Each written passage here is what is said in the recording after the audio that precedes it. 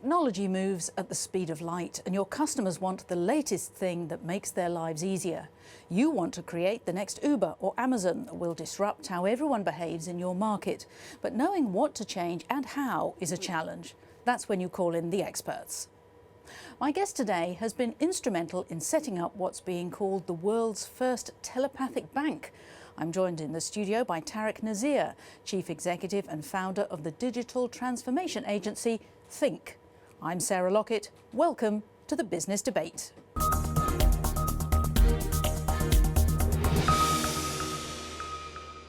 Tarek, welcome to the Business Debate. Great to be here.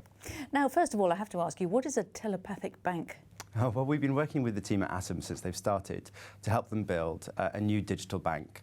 And this digital bank uses such amazing cutting-edge technology that effectively is able to anticipate a customer's needs before they even know what they need from their bank. We're anticipating it.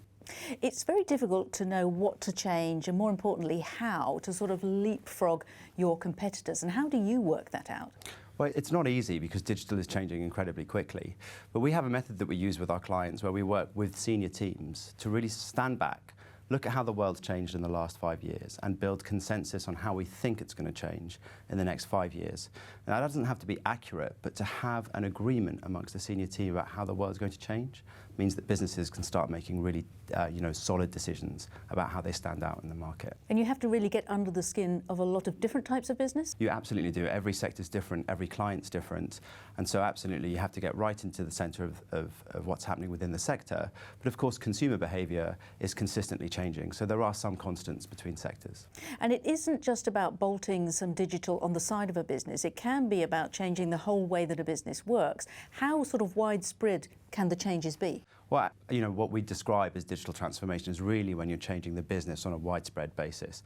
And a lot of our work is often thinking around how you transform the customer experience, marketing, but a lot of the time it's also the employee experience and how we drive employee productivity and use automation to drive efficiencies throughout the business. So it's pretty far-reaching.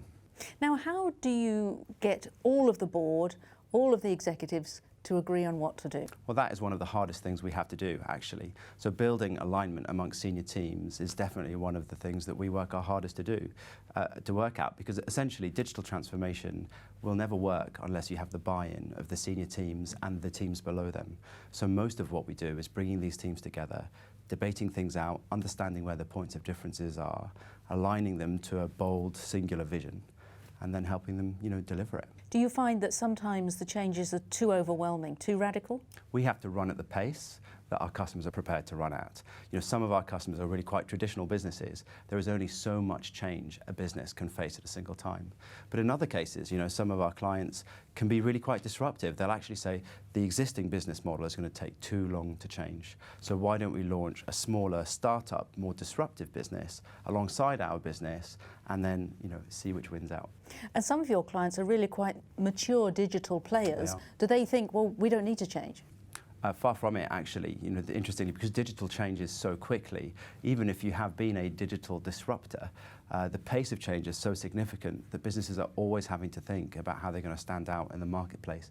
The barrier to entry in digital is really quite small, and therefore they are always thinking about how they're going to step forward from the new pack. Is it kind of exhausting to constantly be changing? I mean, I'm thinking if you're an Uber or an Amazon who's already disrupted and now you have to disrupt again, isn't that exhausting? It must be exhausting, but I mean, that's also exciting. It means that the world around us isn't resting on its laurels and, everything is moving at an incredible pace. And so, the likes of Amazon, for example, have done a fantastic job innovating and pushing the envelope in every single part of their value chain and their business. And that's why they're always going to have a dominant position in the marketplace. And you've got some really huge clients, haven't you? You've got Bupa, you've got Vue Cinemas, Warner Brothers. Why are they picking you? Well, I think that we have quite a unique balance or mix of skills in the business. We bring the sort of consultative rigour and the business change expertise that you would expect from a consultancy. We bring the sort of innovation and the consumer centricity that you would expect from the agency world, and the deep technology expertise that you would find from solution integrators and big tech players. And those are all the skills you need to come together and really deliver and agitate change in the digital environment. So it's a real mix. Well, Tarek Nseir from Think, thank you very much. A pleasure, thank you.